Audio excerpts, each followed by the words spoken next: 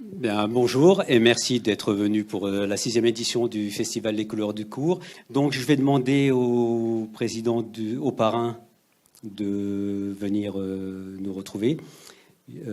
Söki China, Yasmine Felag aussi, qui fait partie du jury. Et c'est Noël Thibault, je crois que j'ai vu tout à l'heure. Voilà. Merci. La présidente du jury va arriver un peu plus tard. Voilà.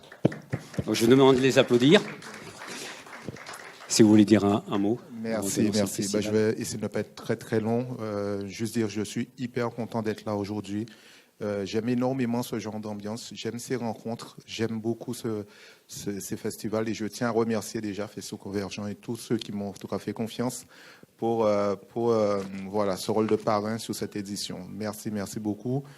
J'aime ces moments tout simplement parce que c'est l'occasion de rencontrer du monde, c'est l'occasion de découvrir de nouveaux horizons, de découvrir de nouveaux univers, de faire voilà, de toucher du doigt ce qu'on aime, le 7e art, le cinéma, dans sa pluralité. Et ça, je trouve ça génial, vraiment du fond du cœur. En tout cas, moi, je suis fier en plus d'être là avec vous et je nous souhaite à tous un très bon festival.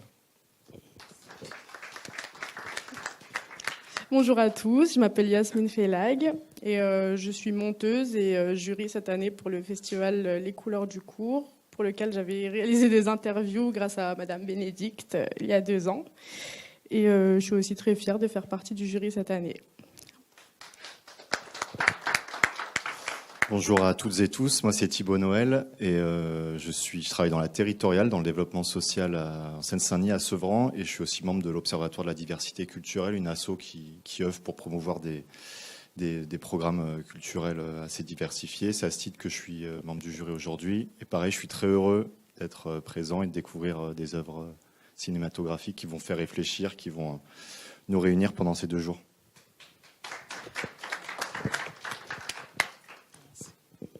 Bien, donc merci. Donc on va, je pense, bientôt démarrer le festival. Donc je vous présente Sophie, donc qui va présenter avec moi le festival. Moi-même, Badran, voilà, qui fait partie de Faisceau Convergent. Sophie, qui est autrice ou auteur, je ne sais pas comment on dit maintenant, auteur ou autrice, enfin, peu importe. Voilà. Donc avec ce festival, donc on voudrait rendre hommage à Mamadi Sidibé, qui présente un film là et qui malheureusement nous a quittés, donc ne sera pas là pour assister à la projection. Et aussi un hommage aux résidents de Mayotte et La Réunion, avec les événements climatiques qui se sont passés. Et aussi en ce moment les événements qui se passent aux Antilles. Voilà. Donc bonne projection. Il y a donc à la fin de la projection, il y a déjà 2 réalisateurs qui sont là. Donc on pourra se retrouver pendant à peu près, je crois que c'est 10 minutes à peu près entre chaque. C'est ça, Jean-Jacques ? Oui, 10 minutes entre chaque bloc de projection. Donc avec les réalisateurs qui sont là et qui vont arriver avant la fin du premier bloc, on pourra se retrouver à l'extérieur et débattre un petit peu. Voilà. Donc on a assez pris, donc on démarre. Je pense que c'est l'heure. Et à tout à l'heure. Et bonne projection. Merci, Badran. Bon bravo. Voilà, vous venez d'assister à la première projection du premier bloc. Donc voilà, avec des films très différents. Donc il y avait, de mémoire, 7 fictions et un documentaire. Donc voilà, donc il y a Silvio Méranville et C'est la vie qui sont venus nous rejoindre, donc les 2 membres du jury qui sont venus nous rejoindre. Là, nous avons 2 réalisateurs, un réalisateur et une réalisatrice, Sandra Picmal, qui est parmi nous. Oui, vous pouvez compter. Et Marcel Ebeau.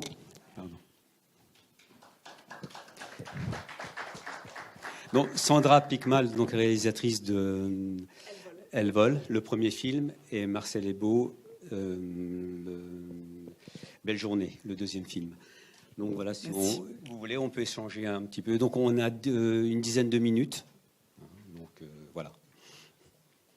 Donc si, on va commencer par Madame. Si vous voulez nous parler un petit peu du film, présenter un petit peu comment ça s'est passé.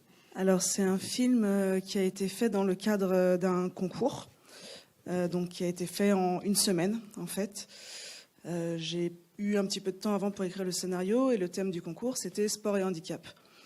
Donc, j'ai eu la chance de rencontrer Ninon Forget, qui est une jeune femme incroyable, qui est cavalière et qui a eu réellement un accident. Elle s'est pris un coup de sabot et elle a perdu la vue du jour au lendemain. Et cette jeune femme absolument extraordinaire donc s'est remise à monter à cheval. Donc le film, c'est pas du tout son histoire, mais voilà, j'ai été ravie de travailler avec elle. Et j'avais aussi envie de parler du harcèlement dans le milieu du sport, parce que je pense que c'est un thème qui est important et qui me tenait à cœur. Voilà, je ne sais pas si vous avez des questions. Donc, je vais demander à Marcel Hébault après de présenter le deuxième film rapidement, et après on va faire un échange avec le public. Marcel. Bonjour à tous. Moi, je suis un fan de Charlie Chaplin. J'avais envie de faire un film à la manière de Charlie Chaplin, mais en mariant moderne et classique. Plus la musique, voilà, j'avais une petite histoire. Donc, j'ai commencé à en écrire un, j'en ai fait 2, 3, 4, j'en ai à peu près 4 comme ça. Et je vais continuer à faire des films de ce genre parce que j'aime beaucoup. Voilà. Donc là, vous avez vu 2 films qui sont là vraiment très différents. Là, un sur le harcèlement et un autre qui est une comédie. Voilà. Donc, si vous voulez échanger avec dans le public, vous avez des questions. Sandra et Marcel vont pouvoir répondre. Donc, on peut commencer avec le film de Sandra, si vous avez des questions. Oui, on va vous faire passer le micro.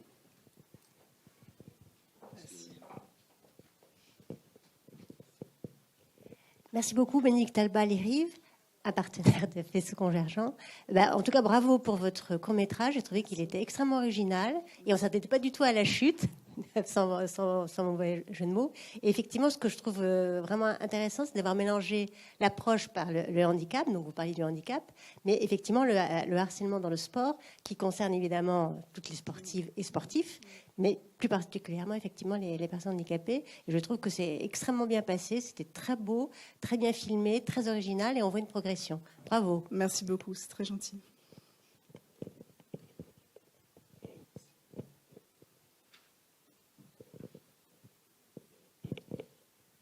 Bonjour, félicitations.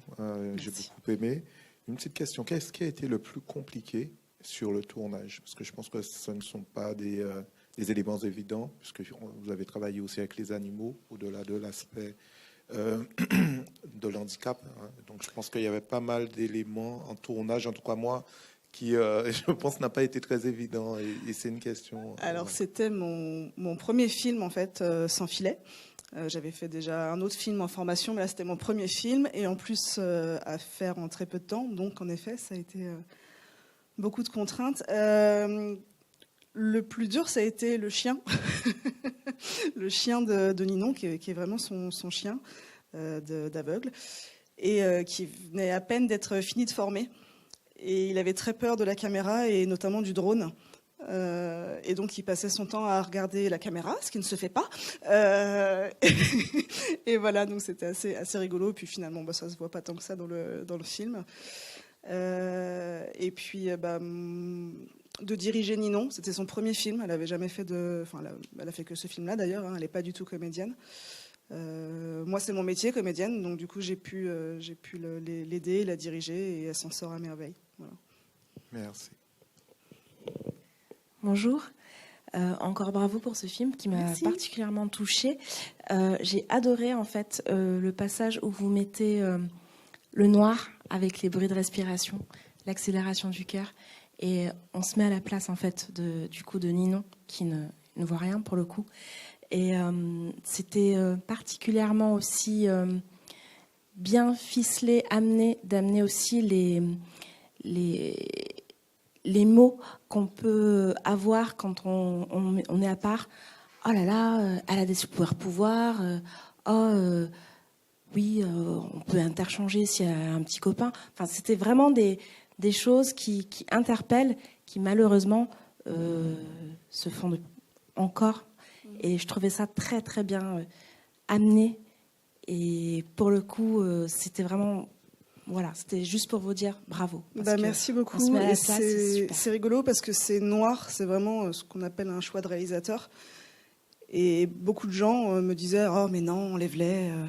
Et j'ai tenu jusqu'au bout. Je fais « Non, je ne vais pas mettre tout le film dans le noir, sinon il n'y aurait pas de film. Mais j'aimerais qu'on soit en effet dans la peau de ce personnage qui n'y voit rien, quoi, et qu'on puisse le ressentir un peu. » Et c'est en discutant en amont du film avec la comédienne où je lui demandais elle, ce qu'elle traversait dans sa vie de jeune femme. Elle a perdu la vue à 17 ans, elle avait 20 ans au moment du film. Et elle me disait que ce qui lui pesait le plus finalement dans sa vie, c'était d'être mise à l'écart par rapport aux jeunes, qu'elle avait du mal à se faire des amis, en fait, parce que les gens n'osaient pas venir vers elle, que voilà. Et que finalement, ce qui la pesait le plus, c'était pas tellement le fait d'avoir perdu la vue, mais plus d'être mise à l'écart. Bonjour, félicitations. Alors, merci. Je suis désolé, je suis arrivé en retard, j'ai pas vu ton film. Mais je vais justement poser une question à la personne qui est à côté de toi pour le film en noir et blanc. Une question pour moi? Voilà. C'est sympa, ça. Oui. Ah oui, d'accord. Excusez-moi, je me présente. Je m'appelle Rachid Dibouche, je suis réalisateur scénariste. Oui. Et du coup, moi, j'aime bien voir et découvrir justement tous les talents qu'il y a et se balader un peu partout, voir les festivals. Ça, c'est super important. Et dans le film que tu as fait, il y a un truc qui est très, très difficile, c'est de dire je vais mettre du burlesque et du film noir et blanc à la Chaplin, mais de nos jours, tu vois, le téléphone portable, de le jouer vraiment, de jouer le téléphone portable, de jouer moderne et exactement. Cassé, c'est ce que j'ai fait, ouais. Et justement, parce que je me suis posé la question, pourquoi à un moment dans le film, alors déjà bravo parce que c'est pas évident de tourner à l'heure en question, parce que tu peux avoir ce qu'on appelle de la surexposition parce que tu es en plein soleil, etc. Donc j'ai vu un petit peu sur les ombres, etc. et les reflots, tout ça, mais tu t'en es amusé justement, donc c'est parfait. Mais justement, je voulais savoir comment tu pouvais amener justement ces gestes un petit peu burlesques qu'on a vus dans le film. Tu sais, quand la personne l'attrape par la tête et t'es dans le vide comme ça, là. Et voilà, c'est mélanger ce moderne avec l'ancien. Voilà. Comment tu as pu faire ça? Et je trouvais ça sympa. C'est-à-dire, c'est au moment où je me bats avec... Exactement. En fait, tu as mis plein de choses qu'on voit dans les films justement de l'époque. Et donc, et je voulais savoir comment tu as eu l'idée de pouvoir faire le moderne et pas jouer vraiment que sur l'ancien, tu sais, sur regarder le truc d'époque, etc. Voilà. C'est justement une idée que j'avais. J'avais vraiment envie de marier le moderne et classique. Et puis j'avais envie de reprendre un petit peu des idées de Charlie Chaplin, parce qu'il y avait un film où Charlie Chaplin se bat avec un gros bonhomme. Et j'avais envie de... J'ai gardé en mémoire tout ça quand j'étais jeune. J'ai écrit tout ça. Et puis je me suis dit, voilà, je vais écrire une petite histoire voilà, pour le plaisir et pour sans prétention, on va dire. Voilà, et pour que les gens puissent passer un bon moment. Voilà. Bravo. Je m'appelle Mahmoud Frites, je suis marocain, réside à Paris. Je suis réalisateur et scénariste. Et ce que me attire l'attention dans vos films, les deux, c'est qu'il y a une histoire. Et ça, à nos jours, il y a un problème dans les films, partout, dans des courts-métrages ou bien des longs-métrages, on ne trouve pas une histoire, un début, un problème, et puis la chute qui est très importante, parce que pour moi, un bon film, dans l'écriture, pendant qu'on écrit un film, le bon film, c'est celui qui commence par la chute, parce que la chute, c'est difficile de la trouver. Ouais. Alors, pour moi, pour la dame et pour vous, j'ai vu qu'il y a une histoire d'une femme aveugle et puis dont on filme ici aussi. Donc c'est pour deux. Il y a une histoire. Ce que j'aime moi, parce que moi j'ai fait déjà des films au Maroc, des longs métrages, 6 longs métrages. Alors tous sont des films. Ils disent que ce sont des films commerciaux, mais moi je veux faire comprendre aux gens qu'il n'existe pas un film commercial ou bien indépendant ou bien un film d'auteur. Il y a un bon film ou bien un mauvais film. Et c'est la fiction. Donc pour moi, les films qui contiennent une histoire, pour moi, c'est mieux que vous laissez les gens réfléchir pour savoir qu'est-ce qu'elle veut dire le réalisateur. Alors dans de ces films, quand j'ai vu le film, j'ai compris qu'est-ce que vous dites, qu'est-ce que vous voulez nous transmettre. Et ça, c'est bon. Je vous encourage les deux et félicitations pour le premier film. C'est déjà pas mal, c'est bien. Et bon courage et merci.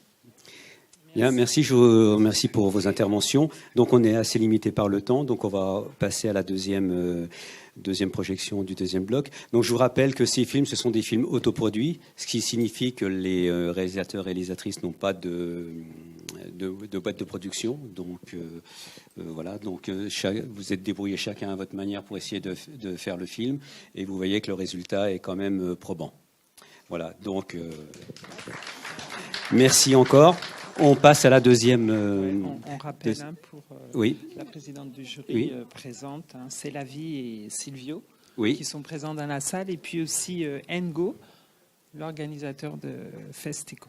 Donc, Festico. De Festico. Donc le Festico, c'est un festival africain un festival d'humour. Si, juste une minute, une seconde. Avant de relancer la.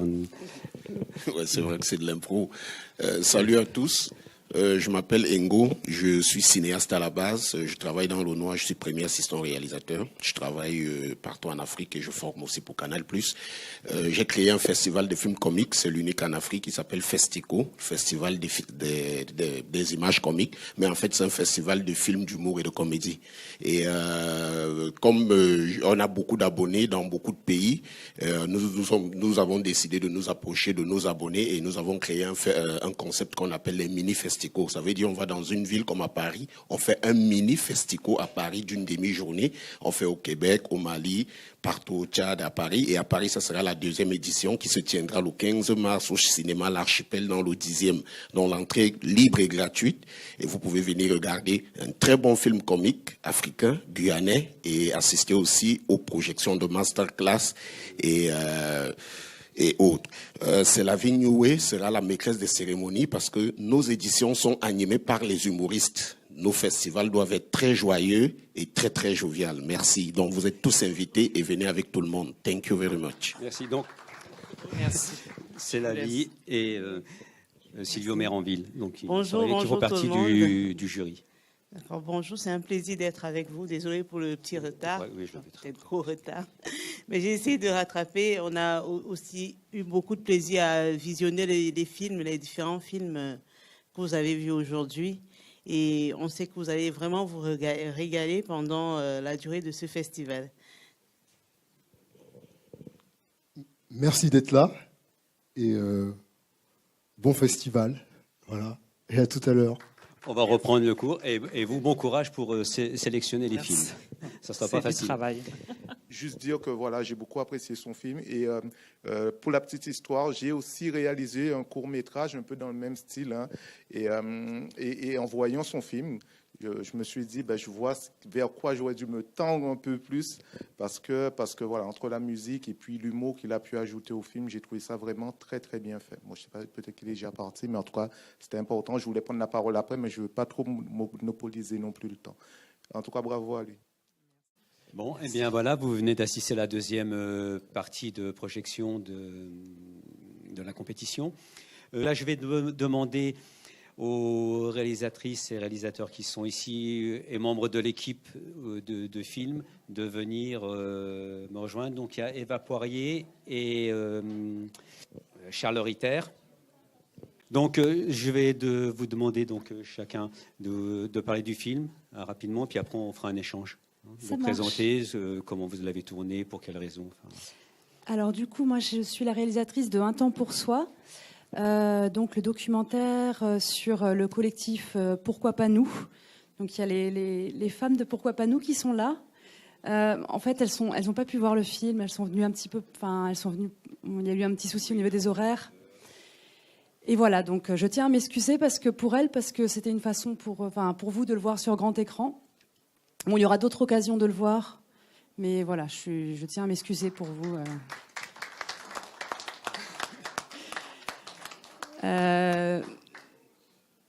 Du coup, c'est un documentaire donc qui dure 20 minutes. L'idée, c'était de faire un portrait des femmes de Pourquoi pas nous. Mais ce que je voulais, c'était donc les écouter, parler de ce parcours qui est pas évident qu'elles ont vécu et montrer quand même quelque chose qui soit positif. En fait, essayer de trouver des images qui puissent plutôt mettre en avant plutôt ce qu'elles étaient profondément, et de les entendre parler de ce parcours en parallèle. Donc c'est pour ça que je trouvais intéressant en fait de pouvoir les filmer pendant cet atelier de peinture sur masque, parce que elles étaient superbes dedans. Donc c'était une façon pour moi de parler de les entendre parler de ce parcours, mais en même temps de pas trop appuyer non plus sur le côté douloureux.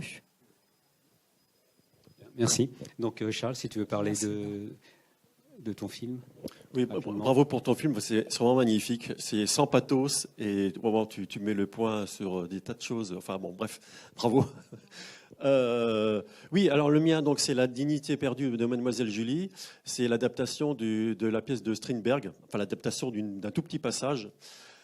Voilà, donc au départ, en fait, c'était un exercice du Kino Paris sur un thème qui est imposé, qui était le thème classe, et avec des comédiens tirés au sort.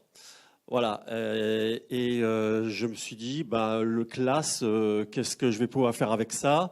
Et j'ai pensé, en fait, je me suis souvenu de la pièce de Strindberg, où de manière très conflictuelle, on a vraiment une lutte des classes et une lutte des sexes, finalement. Parce qu'au niveau des sexes, on se demande lequel est le plus cynique, qui est le plus cynique, et aussi au niveau des classes, puisque dans la pièce de Strindberg, on a un domestique que j'ai adapté en ouvrier d'aujourd'hui, et puis qui se retrouve dans la demeure du grand patron, le comte. Un grand conte chez Strindberg. Et voilà, donc ça m'a permis de m'amuser à attaquer et d'adapter un grand texte classique en respectant un petit peu la théâtralité, mais en lui donnant une certaine modernité et surtout en le condensant un maximum. Voilà. Et je me suis dit que ça tombait bien que l'ouvrier, le domestique dans la pièce, ce soit un Asiatique, parce que il représente encore une minorité parmi les ouvriers qui représente une oppression il essaie de se battre pour en sortir, mais de façon assez cynique et assez particulière. Enfin voilà, qui pose en tout cas question. Voilà. Pour moi, en tant que scénariste et réalisateur, j'ai beaucoup aimé le premier film documentaire. Il est bien fait, bien choisi le thème, parce que il y a un changement, il y a un mélange entre la peinture et l'image, parce que le cinéma, avant tout, c'est l'image, c'est les couleurs, c'est bien. Et il a passé beaucoup de messages à travers une petite histoire d'une mère qui raconte et que les autres n'osaient pas raconter.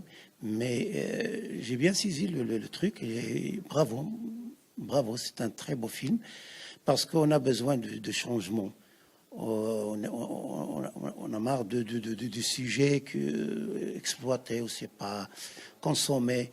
Et pour les autres, ils sont bien, mais j'ai une petite remarque sur un court-métrage, c'est une idée à travers une petite histoire, mais c'est pas un morceau d'un long-métrage. C'est pour traiter un vrai sujet comme le terrorisme. C'est un peu, ça nécessite peut-être un long métrage mieux qu'un court métrage parce que on n'oublie pas quand on écrit, on construit le personnage dramatiquement. C'est pas comme ça, on donne du truc comme ça mais totalement, à la fin de compte, c'est des beaux films, c'est des essais.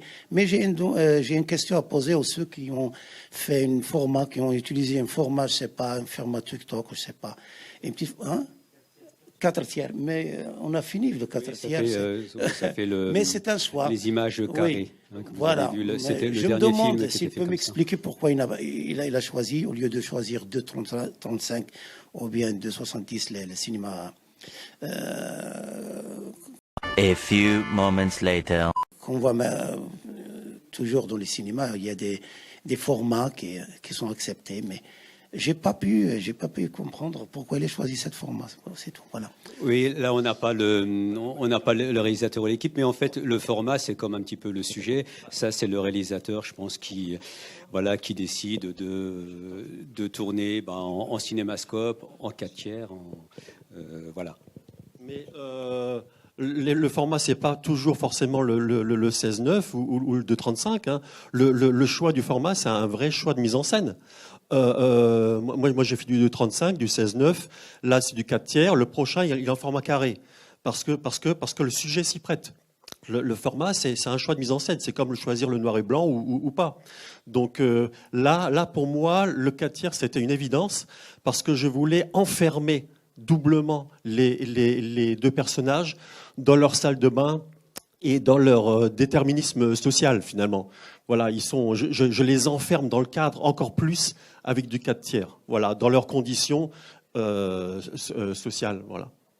Justement, je voulais remercier les femmes que j'ai trouvées fabuleuses, donc juste avant votre départ, parce que j'ai trouvé que c'était vraiment une œuvre d'art.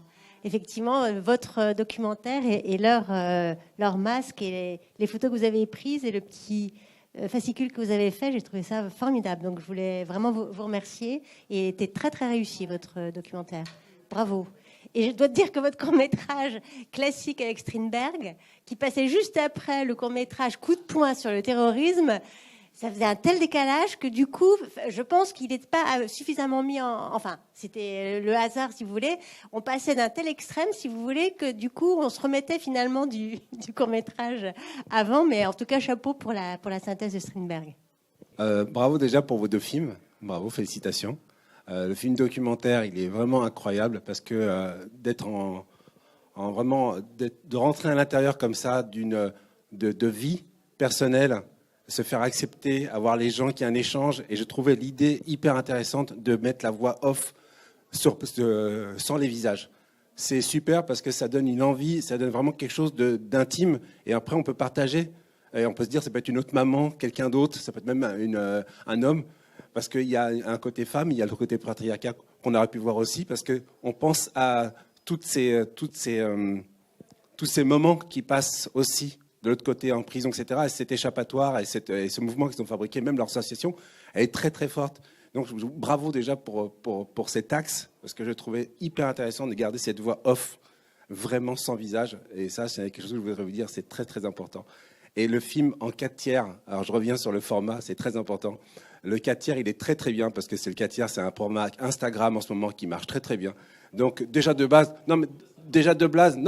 c'est un format pour les jeunes qui marche très très bien. Donc c'est quand on regarde un film et les gens arrivent à commencer à filmer en 4/3 en ce moment à une force. Le huis clos dans la salle de bain est parfait, je trouve, parce qu'on sent qu'il y a quand même un exercice, et ça c'est bien, parce que on le sent dans le jeu et c'est normal. Et la petite parenthèse que j'aime beaucoup, c'est le moment où il va faire pipi. Et j'adore, moi, ce moment-là qui, justement, casse cette ambiance. Et j'adore même la fin, la clôture. La clôture se fait avec la chasse d'eau. Et c'est vraiment un moment où je dis, voilà, ça, c'est du cinoche. J'adore les petits jets, parce qu'ils sont là, ils donnent des petites parenthèses. Alors là... oui. Alors là, ça me fait plaisir que vous releviez ça, parce que ça c'est vraiment, ça c'est pas dans du Strindberg, hein. Ça c'est pas dans Strindberg, faire pipi et puis même espèce de salope de bourge paumée, ça c'est pas dans Strindberg, hein, c'est de moi. Hein. Donc et puis les petits jets, comme tu dis, voilà. Et vraiment, ça me fait très très plaisir que tu pointes ces petites idées de mise en scène là. Voilà. Merci beaucoup.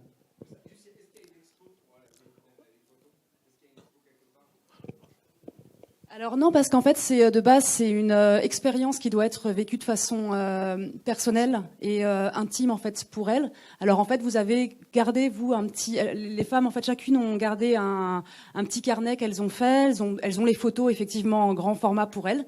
Qu'elles peuvent montrer à qui le veut, mais il n'y a pas eu d'exposition parce que l'idée c'est vraiment pas de se montrer, en fait c'est pour soi. Mais c'est intéressant justement parce que c'est vraiment l'optique en fait de l'atelier, c'est se découvrir, voilà, c'est aller vers un chemin à soi, en fait.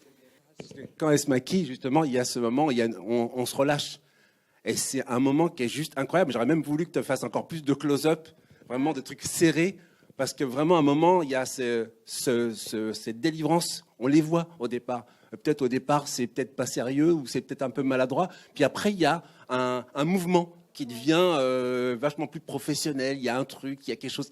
Et j'aime bien ce moment-là. Il est très, très beau. C'est très, très, très poétique et très, très joli. Il est très, très symbolique. Le visage, de changer, d'être quelqu'un d'autre, de pouvoir être anonyme, de pouvoir être quelqu'un d'autre. D'ailleurs, quand elle se lave le visage, elle dit cette phrase, elle dit un truc qui est super. Elle dit, voilà, là, c'est dommage. J'ai l'impression d'avoir perdu quelqu'un. Voilà, c'est ça. Je perds Magnifique. Ouais.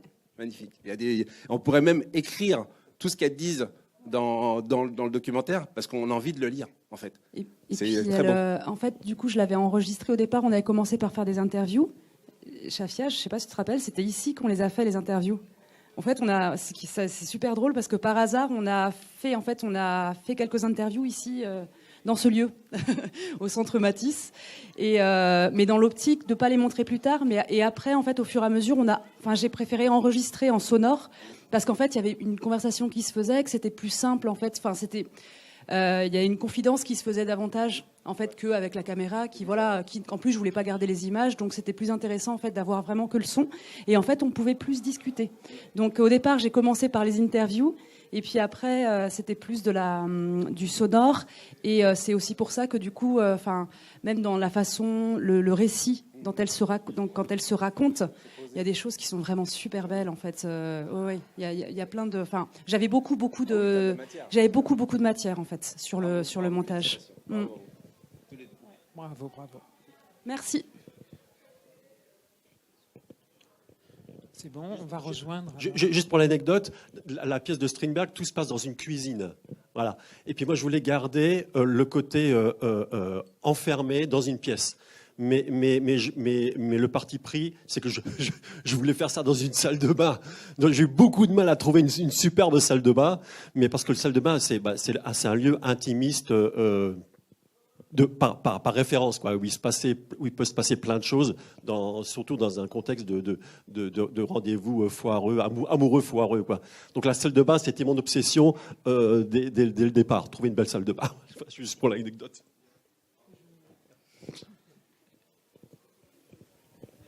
Voilà, il n'y a pas d'autres questions pour l'instant dans la salle. Donc je voudrais juste... Pardon ? Non, c'est moi qui parlais. Je disais qu'on allait les rejoindre. Oui, non, juste revenir parce que je voulais vous poser deux questions. Les approches qui sont différentes. Donc vous avez vu un documentaire et une fiction.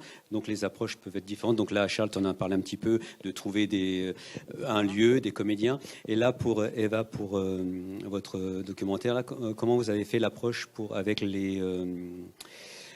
Comment je les ai rencontrés ? Oui, comment vous avez travaillé ? Est-ce que c'est facile parce que les personnes ne sont pas forcément envie de passer devant la caméra et de se raconter. Donc le travail que vous faites, après on parlera avec Charles, avec les comédiens. Du coup, d'abord j'ai rencontré Marie qui était un peu celle qui avait donné la proposition en fait pour le collectif de Pourquoi pas nous. Et elle m'avait parlé du spectacle d'une pièce de théâtre qu'elles ont jouée. Du coup, j'avais pu voir la pièce de théâtre. Et déjà, c'était une première approche pour moi pour connaître un petit peu qui composait Pourquoi pas nous. Et après, je les ai rencontrés plusieurs fois. En fait, il y avait un repas de quartier. Il y avait un repas qu'elle faisait. Donc, du coup, je suis venue vous rencontrer. Il y avait plusieurs moments. L'idée, c'était de se rencontrer, en fait, mais de se rencontrer vraiment. Enfin, je veux dire, et puis de faire comprendre quel était le projet, même si c'était encore flou. C'était, j'aimerais faire des portraits de vous. Comment, je sais pas encore. Je savais que je voulais faire des portraits, mais je savais pas encore comment les filmer. C'était vraiment, je les ai rencontrés. Après, en les rencontrant, j'ai pensé un petit peu à la mise en scène. Et après, par rapport aux confidences, etc. C'était en fait souvent chez moi ou bien ici, mais c'était en petits groupes, quoi. Soit seul à seul, soit en petits groupes pour pouvoir s'enregistrer.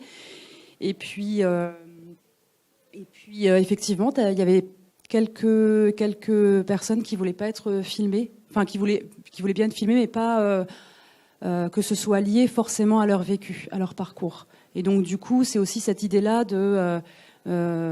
après, ce qui m'intéressait aussi, c'était le côté voix collective, quoi, avec des récits qui s'entremêlent à l'intérieur. Et donc, c'était pas du tout dérangeant, en fait, que les visages soient pas forcément associés à un récit.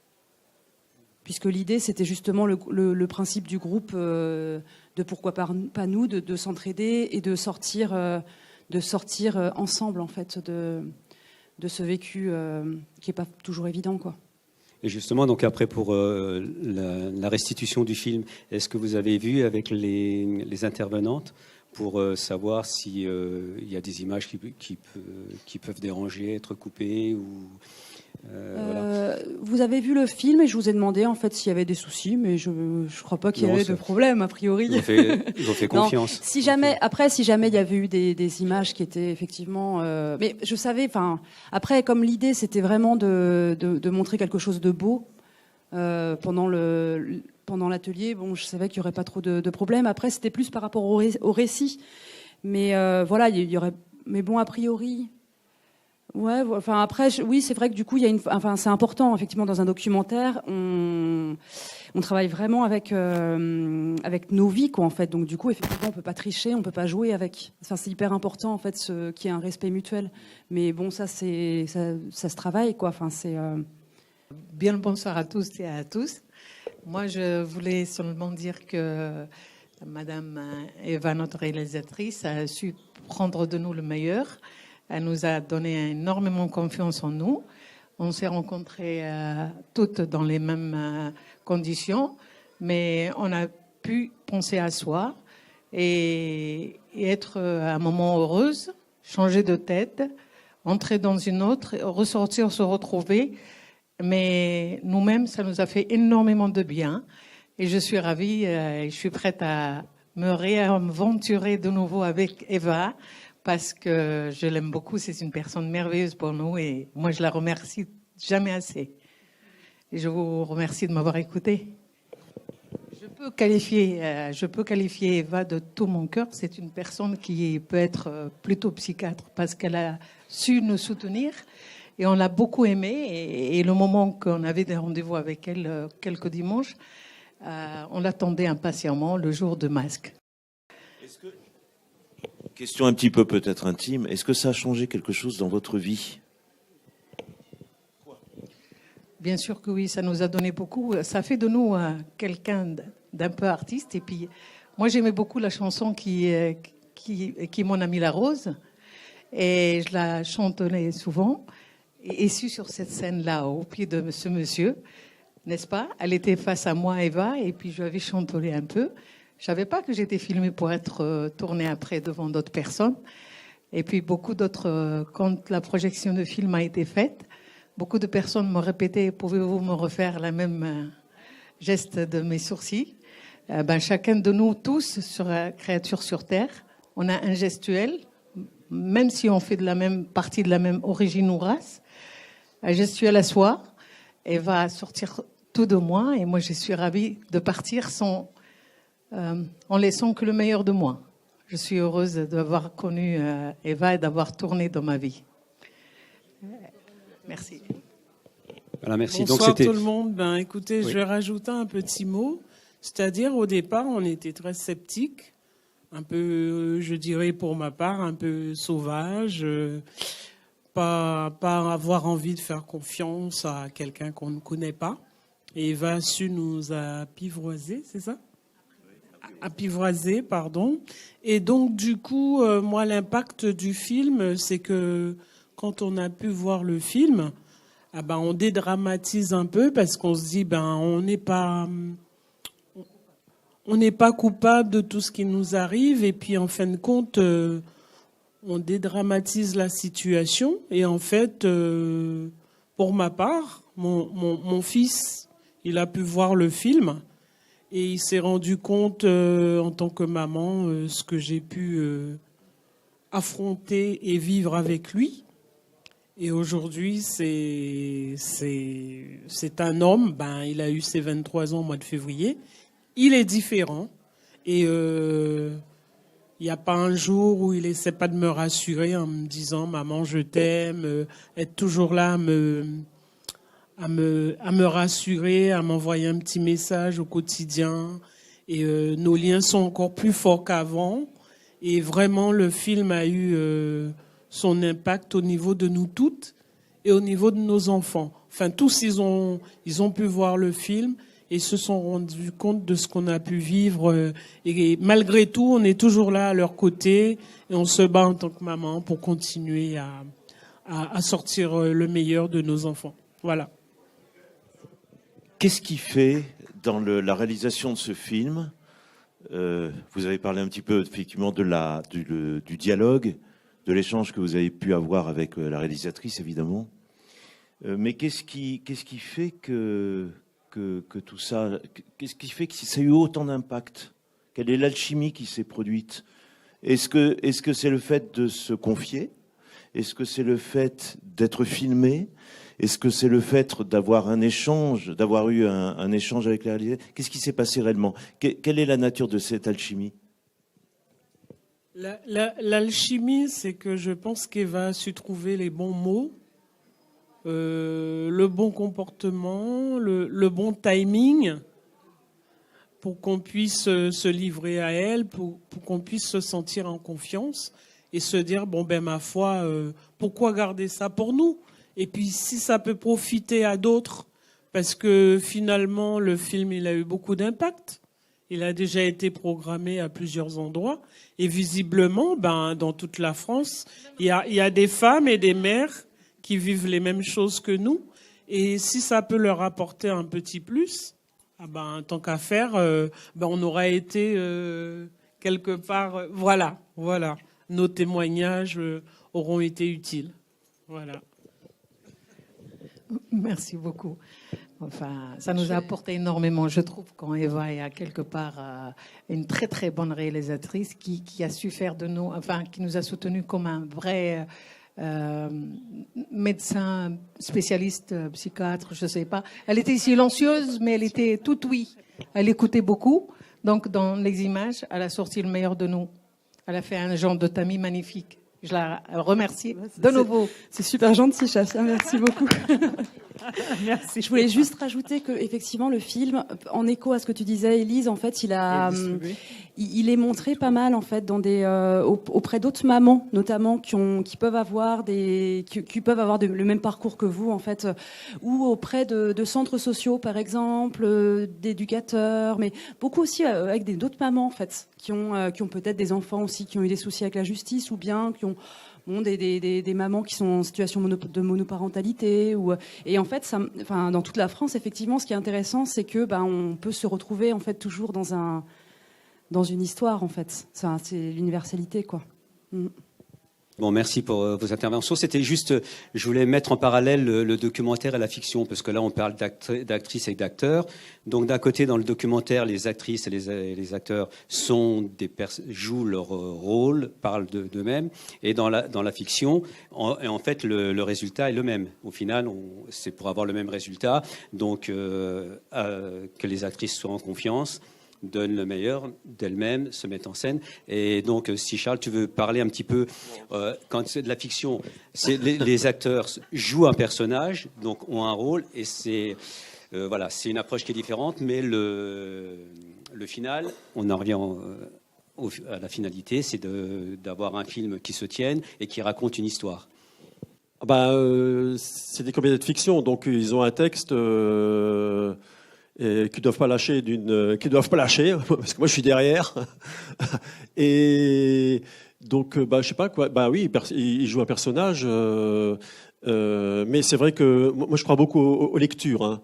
De toute façon quand on fait de la fiction il faut des lectures, je fais beaucoup de lectures avec les comédiens et surtout que quand on a un texte assez complexe avec des personnages assez complexes, parce que ce qui était intéressant, c'est qu'à chaque moment du film, on se dit mais c'est lui le salaud ou c'est elle lequel est le plus cynique des deux. Donc ça balance tout le temps pendant le film. Et donc voilà, il faut creuser la psychologie des personnages, la caractérisation des personnages, et ça c'est un vrai travail. Et puis les comédiens ils sont en demande, hein. Ils sont très très exigeants et c'est très bien. C'est comme ça qu'ils nous poussent aussi à plus d'exigences dans la direction d'acteurs, dans l'écriture et voilà. Donc voilà, je sais pas si j'ai répondu à la question. C'était un peu pour montrer l'approche différente entre avec des actrices. Là, on parle d'acteurs, c'est-à-dire acteurs, être acteur de. C'est-à-dire, on ne parle pas de professionnels, de non-professionnels, on est acteur de quelque chose. Donc là, dans le documentaire, les acteurs sont les personnages qu'on filme. Dans la fiction, ce sont des comédiennes et des comédiens qu'on choisit et qui interprètent un personnage. Donc, mais l'approche peut être différente. Mais en fait, au final, on se rend compte que là, avec vos réflexions, on a les mêmes réflexions qu'une comédienne ou qu'un comédien qui dit « Oui, ben, moi, je suis content d'avoir tourné le film, ça m'a permis de me mettre en confiance, de trouver autre chose de moi-même. » Enfin, voilà. La difficulté pour Mademoiselle Julie, c'est qu'il y avait un texte qui a gardé une certaine théâtralité que moi je voulais. Parce que le texte de Strindberg, il est imbuvable. C'est même le domestique, il parle, mais enfin, c'est très très sophistiqué. Donc il a fallu que j'efface, que je le modernise sans trop que ça soit du naturalisme très basique. Donc voilà, c'était ça l'enjeu des dialogues et puis pour les comédiens, quoi. Donc il y a un gros travail sur le texte, alors que dans le documentaire, l'enjeu c'est de laisser parler la spontanéité encore que il y a une mise en scène. Enfin bon, bref. Il y a un gros travail sur le texte aussi, ouais, parce qu'en fait, j'avais beaucoup de rush au niveau sonore. Enfin, j'avais beaucoup de discussions. En fait, il y avait 2-3 heures, je pense, pour chaque personne, quelque chose comme ça. Hein. Enfin, après, il faut faire le tri. Ouais, non, en fait, on a beaucoup parlé. Et après, du coup, il y a au niveau du montage, en fait, j'ai essayé d'avoir une sorte de progression et puis qu'elles puissent se répondre l'une l'autre, etc. Donc il y a eu un énorme travail de montage. Oui, c'est ça. De création au montage, qu'il n'y a pas forcément dans la fiction, en tout cas pas dans la mienne. Oui, voilà, oui, c'est ça. complètement Après, différent en fait. Oui. L'approche est complètement différente. Ouais. Bon, et bien voilà, vous venez d'assister à au troisième bloc, troisième compétition. Bonsoir à tous pour commencer. Par où commencer? En fait, le film est déjà la suite d'un premier film. Donc, il s'agit d'un garçon et d'une fille qui s'étaient rencontrés lors d'une date. Et en fait, pour ceux qui n'ont pas compris, lors du rendez-vous, ils utilisent une application et cette application, elle détecte les mensonges. Et lors de leurs échanges, à chaque fois que l'un d'eux ment, il y a le mot bullshit qui se déclenche. Enfin, bullshit, c'est en anglais, ça veut dire connerie. Donc voilà. Le premier film s'était passé comme ça. Il s'était perdu de vue pendant 3 ans. Et la suite, c'est qu'est-ce qui leur est arrivé pendant 3 ans. On apprend que la fille s'était remise avec son ex. Et elle avait décidé de reprendre contact avec lui. Et à un moment donné, il décide de jouer franc jeu en coupant l'application. Du moins, c'est ce qu'elle lui fait croire. Et c'est ce que lui aussi lui fait croire Enfin, je réexplique le film au cas où. Parce que des fois, c'est pas toujours évident. Et puis moi, dedans, ce que j'ai fait, c'est que j'ai donné la réplique à l'actrice Zoé Kouarafas, qui a joué dans pas mal de films, mais plus à l'international. C'est parce que bon, elle a pas d'accent, mais c'est une actrice américaine. Et voilà, pour moi, j'ai été contacté par l'équipe du film. Et il fallait envoyer quelqu'un ce soir, parce qu'ils étaient un peu tous occupés. Donc, il faut vous contenter de moi, quoi. Donc voilà, je vous remercie pour ceux qui ont apprécié le film, de la part de toute l'équipe du film, et aussi le festival qui nous a accueillis. Franchement, c'était super, il y avait des bons films, et il y a une super ambiance. Merci. Merci beaucoup. Alors, je sors mon téléphone parce qu'en fait, je vais vous dire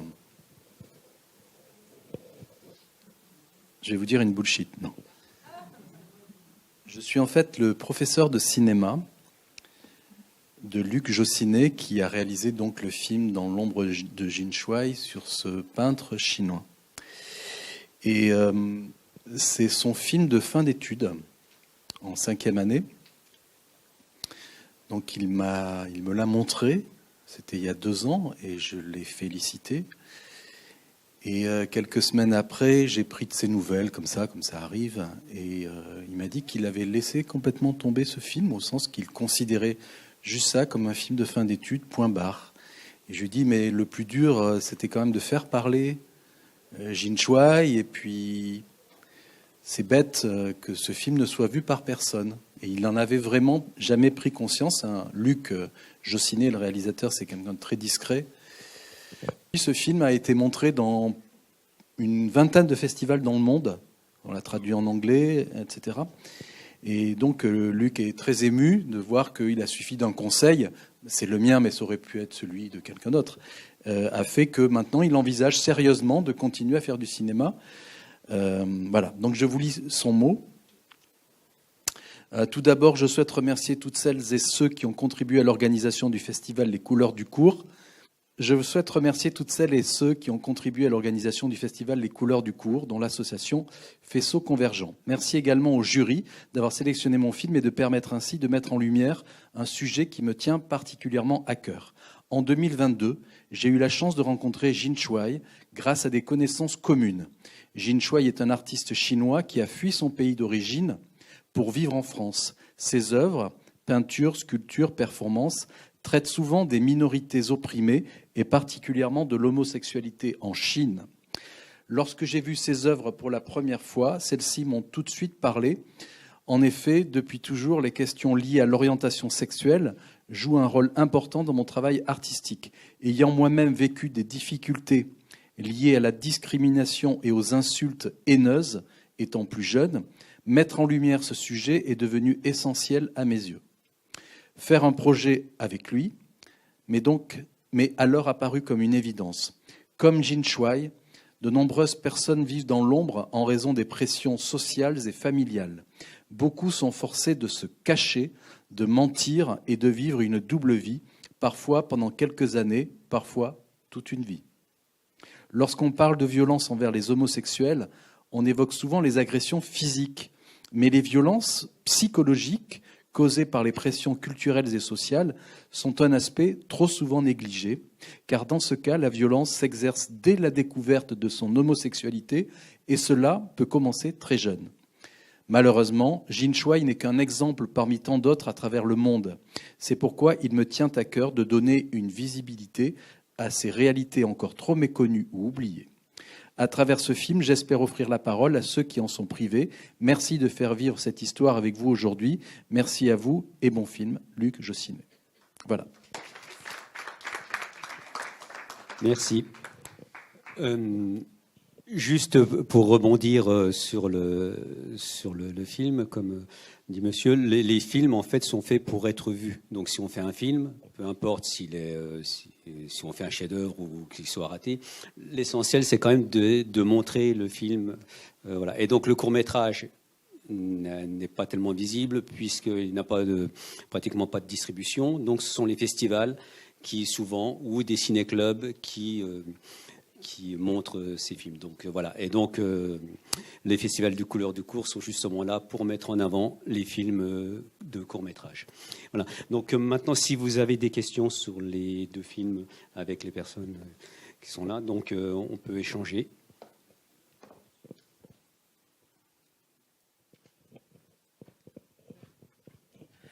Bonsoir. Je voulais juste profiter de la présence des... D'abord, concernant le Sans Rancune, on avait aussi sélectionné l'autre, la première version.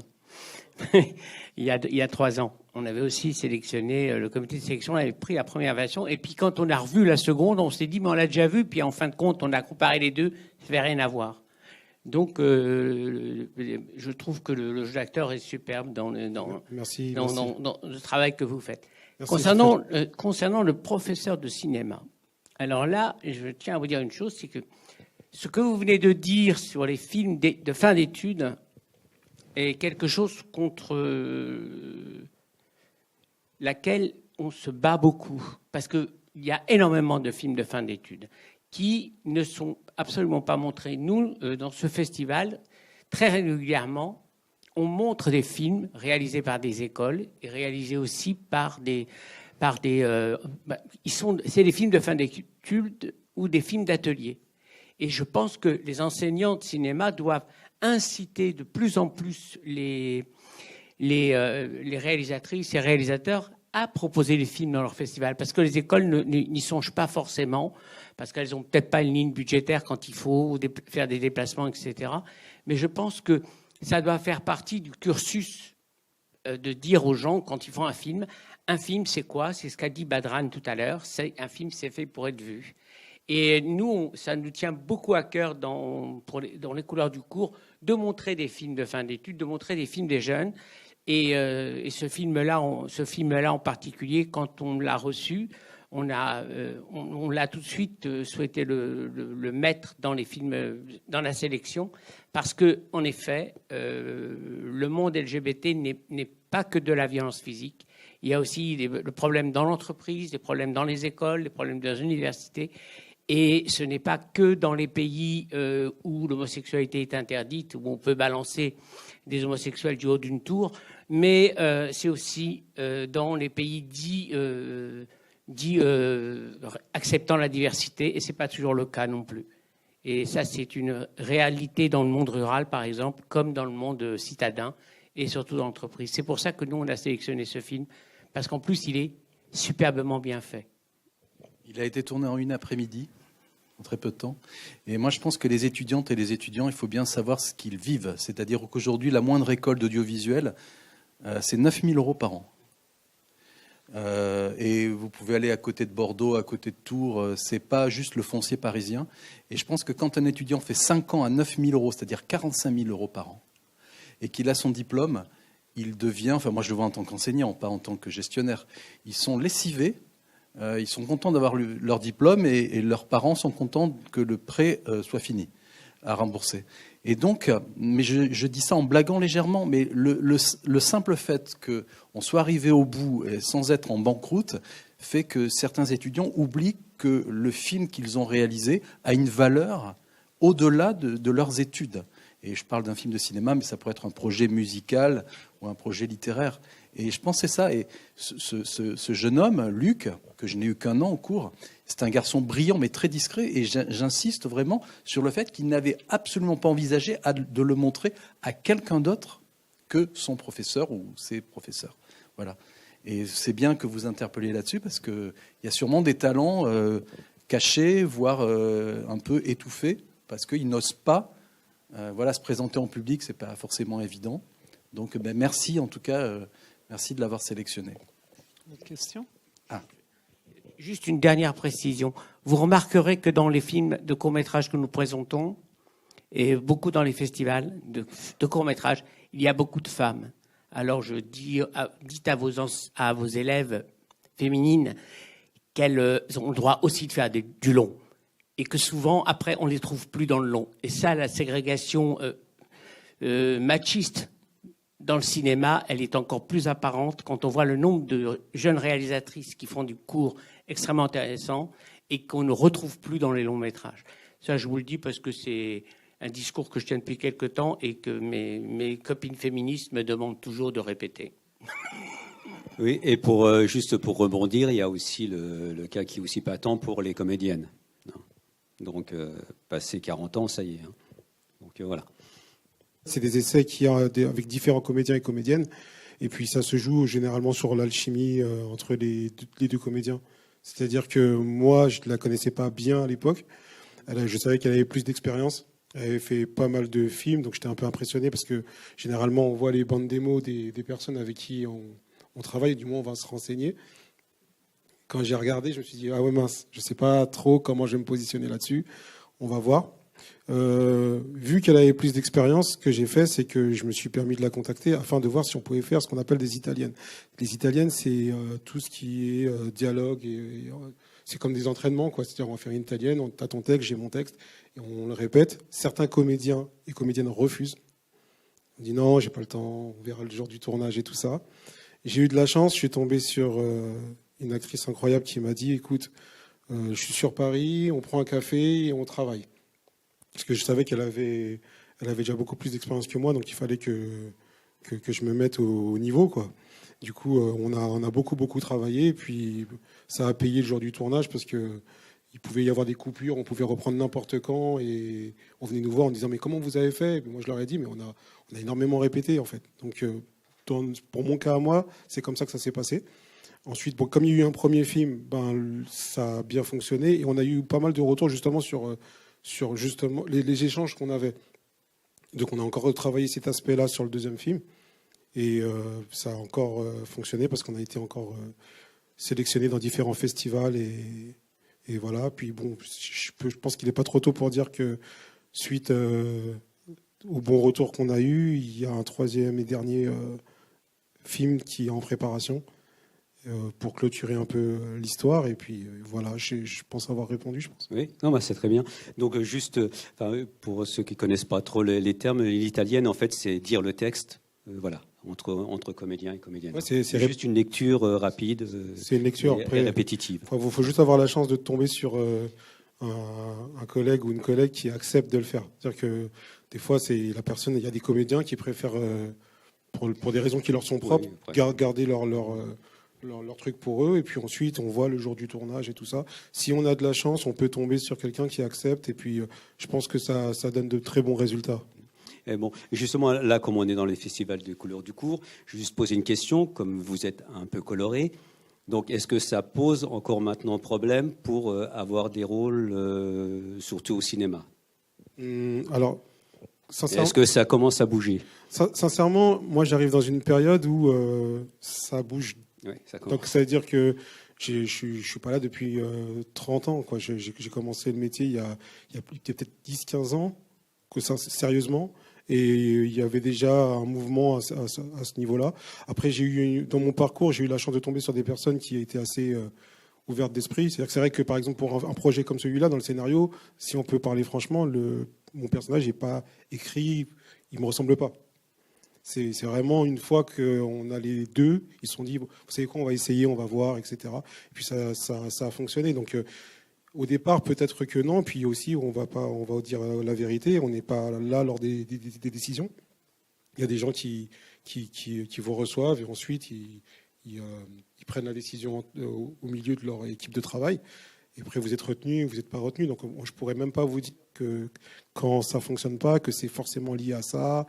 C'est pas évident. Après, on est aussi tributaire aussi de ce qui se passe à l'extérieur. Donc, c'est vrai que les États-Unis ont une influence. Et ça joue beaucoup, quoi. Donc c'est vrai que plus il y aura de mouvements à ce niveau-là, à l'international, et plus ça va se répercuter sur la France, je suppose. Donc ça bouge. Oui, j'espère du moins. Moi, je suis producteur dans le civil et prof de cinéma à côté. Et donc là, c'est un peu le hasard qui fait que les deux se sont mêlés. Mais plutôt que de parler de moi, je préfère donner quelques lignes de plus. Bon, moi, j'ai une boîte de production, donc je produis des films depuis une dizaine d'années. Mais comme aujourd'hui, c'est le film de Luc, il y avait quelques lignes supplémentaires, donc avant qu'on soit coupé. Le film a été tourné en un après-midi dans le rush entre l'appartement de Jin Shuai pour la séance sous la douche et l'interview et l'école des Beaux-Arts de Paris pour le reste. Il était important pour moi de tourner aux Beaux-Arts de Paris, un lieu symbolique, car l'art, c'est ce qui a sauvé Jin Shuai, probablement de la mort, et permis d'exprimer son mal-être. Les boîtes de médicaments que l'on peut observer dans le documentaire sont inspirées d'une œuvre artistique qu'il a réalisée dans le passé. Il en est de même pour la scène sous la douche avec la peinture sur le corps. J'ai souhaité que le documentaire soit enregistré en mandarin afin de rendre son témoignage plus authentique et de faire comprendre aux spectateurs la différence culturelle dès la première seconde du film. Ne parlant pas un mot de mandarin, je me suis aidé de Google Traduction pour monter la version 1 du film. Ensuite, j'ai demandé à Jin Shuai et à une tierce personne de confirmer et vérifier la traduction pour qu'elle soit la plus juste possible et qu'il n'y ait pas de problème au niveau du montage. Bien évidemment, j'ai bien préparé l'interview en amont pour me faciliter le montage. Dernière ligne, pour préparer le documentaire, j'ai demandé à Jin Shuai de me raconter son histoire, de la rencontre de ses parents jusqu'à aujourd'hui. Avec son accord, j'ai fait un enregistrement audio de notre échange. Pendant une journée entière de 12h à 22h, il m'a livré son récit en détail. Ensuite, j'ai retranscrit l'ensemble à l'écrit dans les jours qui ont suivi. Ce travail m'a permis de sélectionner les questions et les aspects que je souhaitais aborder avec lui lors du tournage. Voilà. Et juste un mot, puisqu'il y a des jeunes dans cette salle, pensez à sous-titrer vos films. C'est très important. Et maintenant, avec l'intelligence artificielle, ça devient trop facile.